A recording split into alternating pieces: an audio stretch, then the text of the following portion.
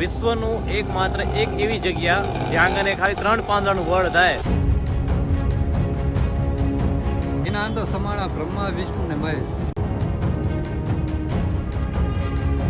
સ્વર્ગની જો કલ્પના કરવામાં આવે ને તો આ જગ્યાનું નામ આવે ભાઈ. અને તાપીથી વાપી કોઈ દુષ્કાળ નહીં પડે અને કોઈ માણસ ભૂખે નહીં પડે. મંદિર એટલું વિશાળ છે, એટલું મોટું છે ને ભાઈ.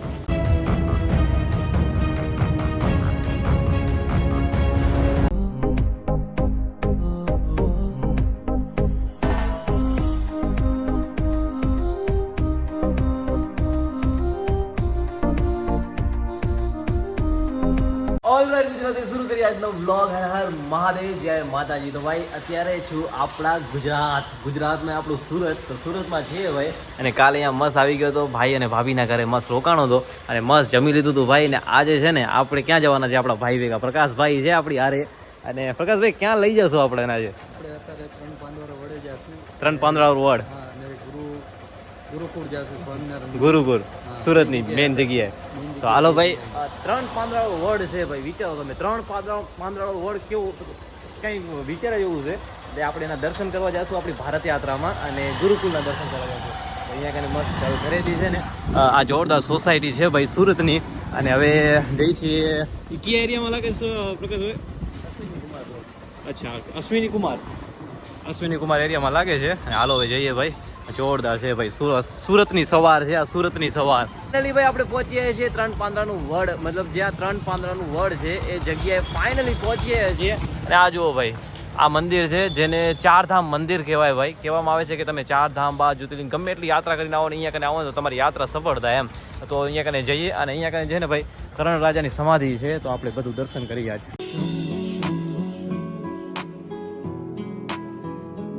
આ જો ભાઈ અહીંયા મસ્ત કે ગૌ માતા છે બધી. તો ગૌ માતાને ચારો નાન તેને દેવામાં આવે છે અહીંયા કને. અને આ જે સામે છે ને ત્યાં મંદિર છે, 4 ધામ મંદિર કહેવાય છે ને. તો હાલો દર્શન કરતા આવીએ ભાઈ. આપણે છે ને મંદિર અંદર પ્રવેશ કરી લીધો છે, અને અહીંયા કને ઇતિહાસ લખેલો છે ભાઈ રાજા કર્ણનો. તો અહીંયા 3 પાંદડાનું વડ કેવી રીતે થાય છે અને શું આની મહિમા છે તમને બધું જણાવું ભાઈ. પહેલાં આપણે દર્શન કરીએ, પછી તમને આની મહિમા જણાવીએ.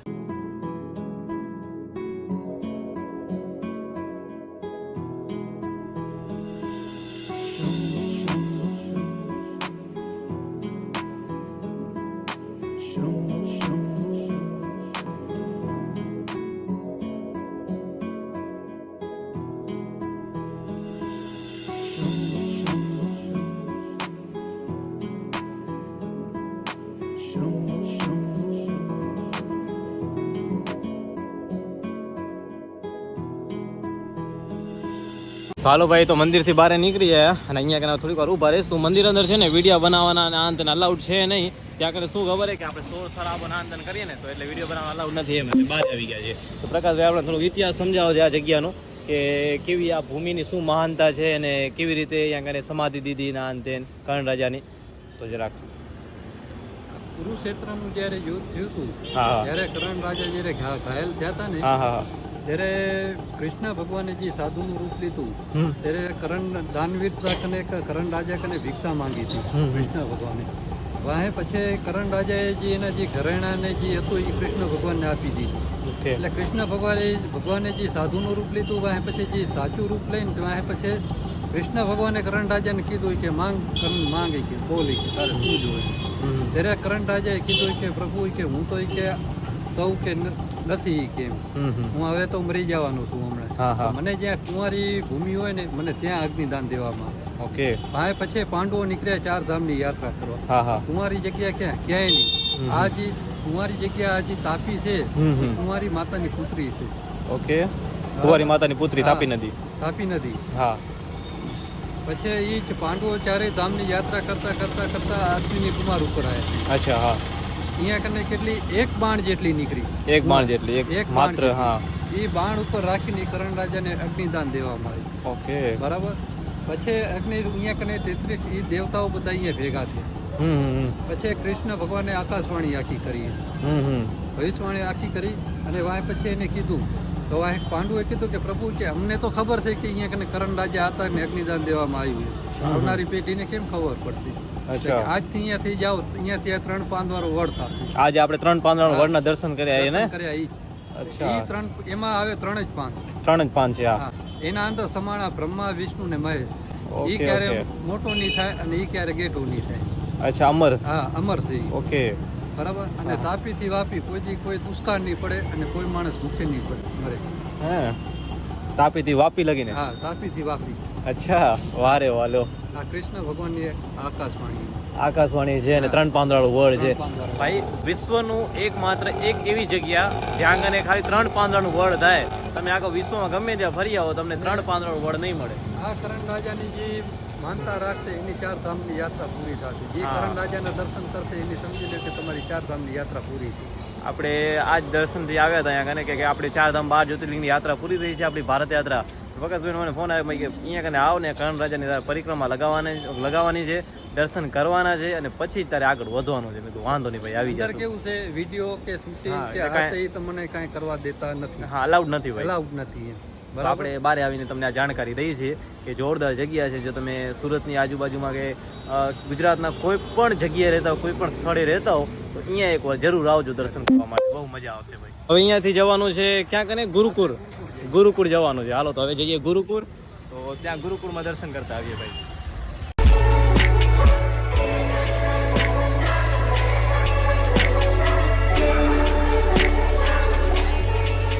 ફાઇનલી ભાઈ આવી ગયા છીએ ગુરુકુલ અને હવે આજે ગુરુકુલ એક્સપ્લોર કરશી, દર્શન કરશી.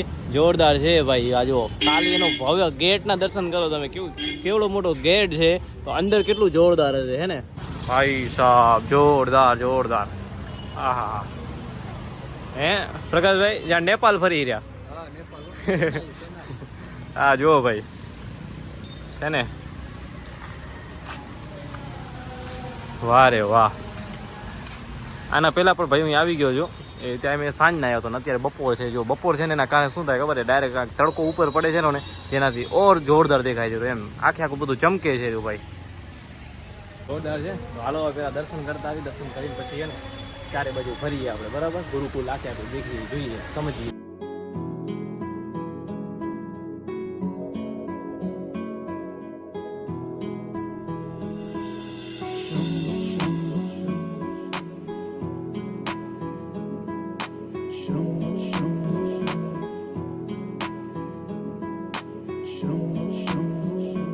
ખરેખર યાર એમ લાગે છે ને કે સ્વર્ગ છે, સ્વર્ગ.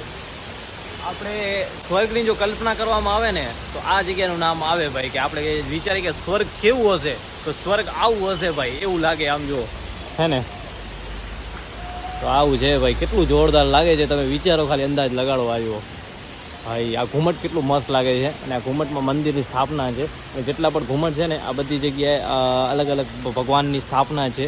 જેમ કે અહીંયા કને લક્ષ્મીનારાયણજી છે, બધી અલગ અલગ જગ્યા છે. ત્યાં કને શિવ પાર્વતીજી છે અને બધી અલગ છે. અહીંયા કને જો રાધા કૃષ્ણજી છે.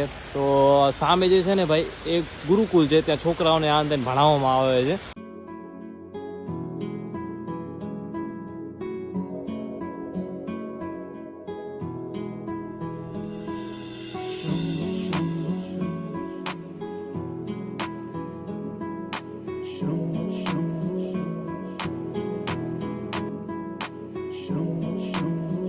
આ આર્યો શું છે? હોસ્ટેલ છે. આ હોસ્ટેલ છે કા?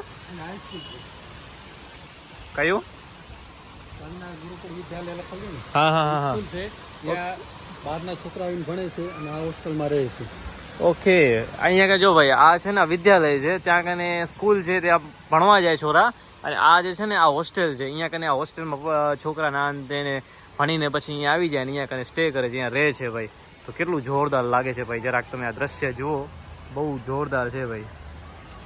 અને આ મંદિર છે, જો કેટલું મસ્ત મંદિર છે. તો આપણે આ મંદિરમાં પણ જઈશું અને દર્શન કરશું, ચારે બાજુ ફરશું ભાઈ. તો જો ભાઈ આ જે જગ્યા છે ને અહીંયા કને ભગવાન શ્રી કૃષ્ણજી ગોપીઓ સાથે જે રાસલીલા ના અંતન કરે છે ને ભાઈ, એનું આ દ્રશ્ય છે, સુંદર દ્રશ્ય છે અને બહુ જોરદાર વ્યૂ છે. હવે છે ને અહીંયા કને મહાદેવના પણ દર્શન થાય છે.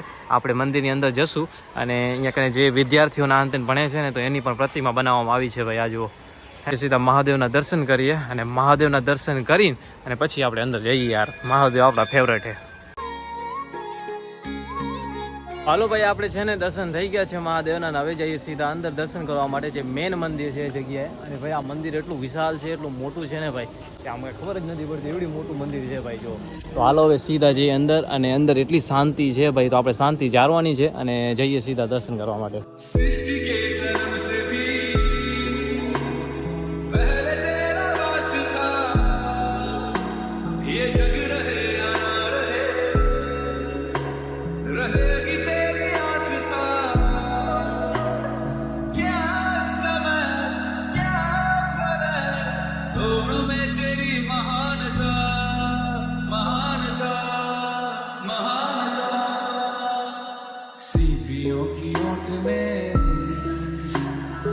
આ જગ્યાએ તમે જ્યારે આવશો ને અને અહીંયા આવીને તમે થોડીક વાર બેસશો ને તો તમને શાંતિ તો જરૂર મળશે ભાઈ, મજા આવી જશે એકદમ, ફૂલ શાંતિ મળશે એમ. અને જોરદાર કેવડી મોટી જગ્યા છે આખી, અને મસ્ત દર્શન કરીને બહાર આવ્યા છે ભાઈ. હાલો તો હાલો ભાઈ, આપણા છે ને જોરદાર દર્શન થઈ ગયા. કિસ્મત એટલી સારી કહેવાય કે હું જેવો અંદર ગયો ને ભાઈ, દર્શન થઈ ગયા ને એના પછી કબાટ બંધ થઈ ગયા, મતલબ એમ ટાઈમ થઈ ગયો મંદિર બંધ કરવાનો. તો આ જુઓ ભાઈ, કબાટ બંધ આવી ગયા, પણ આપણા દર્શન સારી રીતે થઈ ગયા.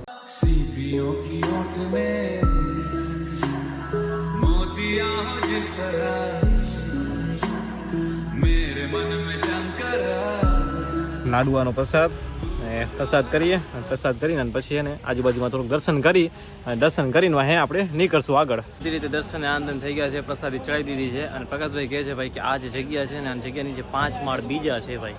તો આ જે મતલબ આખે કમ્પાઉન્ડ દેખાય છે ને તમને, આ વિદ્યાલય છે. અને હજી મતલબ રાતના એટલી મસ્ત મસ્ત લાઇટિંગો આન તેન થાય છે. અને આના નીચે 5 માળા છે ને ભાઈ, 5 શું શું છે અંદર? આખું એ કૃષ્ણ ભગવાનનું આખું પ્રદર્શન છે, સ્વામિનારાયણ ભગવાનનું આખું પ્રદર્શન. અચ્છા, સ્વામિનારાયણ ભગવાન, કૃષ્ણ ભગવાનનું આખું પ્રદર્શન. જવું હોય ને 2 વાગે ચાલુ થાય, બપોરના 7 વાગ્યા સુધી અંદર એન્ટ્રી છે, બપોરના 2 થી 7. અને આખું ફ્લાવર ગાર્ડન છે, પછી આ હિચકા ઝૂલા ગાર્ડન છે, ફાસ્ટ ફૂડ છે, અને આના નીચે 5 માળ છે. આખું ભગવાનનું પ્રદર્શન જ છે. આખે ટોટલ બધા દર્શન થઈ ગયા આપણને. કાંઈ ટિકિટ વિકિટ આ તે કાંઈ છે કે? ટિકિટ 50 રૂપિયા. 50 રૂપિયા એક જણની? એક જણની 50 રૂપિયા ટિકિટ છે, પણ એના માટે 4 કલાકનો ટાઈમ જોઈએ. 4 કલાકનો ટાઈમ ફરવા માટે? 4 કલાક થાય પૂરેપૂરા. હા 4 કલાક જોઈએ ભાઈ. જો તમારે કારણે 4 કલાક હોય ને, હું તો કહું કાઢી લેજો ભાઈ. 4 કલાક હોય એટલે તમે મસ્ત નીચેનું જે છે ને આખું 5 માળા એક્સપ્લોર કરી શકો, આખી પ્રદક્ષિણા કરી શકો. ભગવાન શ્રી કૃષ્ણજીએ જે લીલા કરી છે, ભગવાન શ્રી સ્વામિનારાયણે જે લીલા કરી છે, બધાના તમે દર્શન કરી શકો. 50 રૂપિયા ટિકિટ છે. બપોરે 2 થી સાંજના 7 વાગ્યા સુધી દર્શનની પરિક્રમાના અંતે બધું ચાલુ રહેશે. જે 5 માળા નીચે કમ્પાઉન્ડમાં છે, જમીન નીચે, તે પણ તમને દર્શન થઈ જશે ભાઈ. આવી ગરમીમાં ઠંડો બદામ શેક. હાલો ભાઈ, જોરદાર ગુરુકુલના સામે બદામ શેક. ચીયર્સ.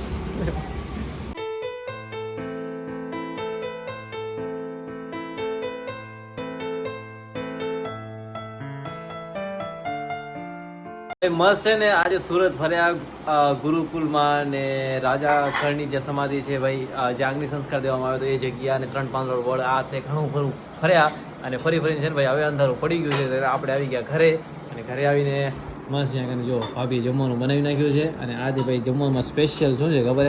પ્રકાશભાઈ આજ લઈ આવ્યા છે સ્પેશિયલ દાલ, પાવભાજી. દાલ બાટી કહેવાનું, પાવભાજી. જુઓ ભાઈ, તો પાવભાજી છે. અને રોહિત, અને પાવભાજી ભાવે? હે, વારે વાહ. લ્યો પ્રકાશભાઈ છે ને મસ્ત પાવભાજી ખાશું ભાઈ. તો હાલો ફટાફટ એને આપણે જમી લઈએ. અને જમી કરીને આવી દેખાય તો બહુ ટેસ્ટી છે. ના દેખાવમાં કલરમાં ટેસ્ટી દેખાય ને એમ.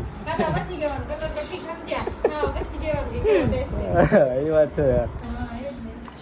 તો હાલો ભાઈ હવે જમી લઈએ. અને આજનો બ્લોગ એન્ડ કરું છું. આખો દિવસમાં બ્લોગ થયો છે. અને વિડીયો જો પસંદ આવ્યો તો ભાઈ લાઈક સબસ્ક્રાઈબ કરી નાખજો. બાકી હવે મળીએ નવા બ્લોગમાં. અને હવે કાલે આપણે અહીંયાથી નીકળશું અને જોઈએ કે કચ્છ બાજુ વળશું એમ. ધીરે ધીરે કચ્છ બાજુ પહોંચશું, અને જોઈએ કેટલા દિવસમાં પહોંચીએ. આમ તો આપણે 17 તારીખના પહોંચવું છે સવાર સુધી, પણ હરવે અંબાજી બાજુ ના દર્શન કરતા જશું. તો મળીએ નવા બ્લોગમાં. હર હર મહાદેવ.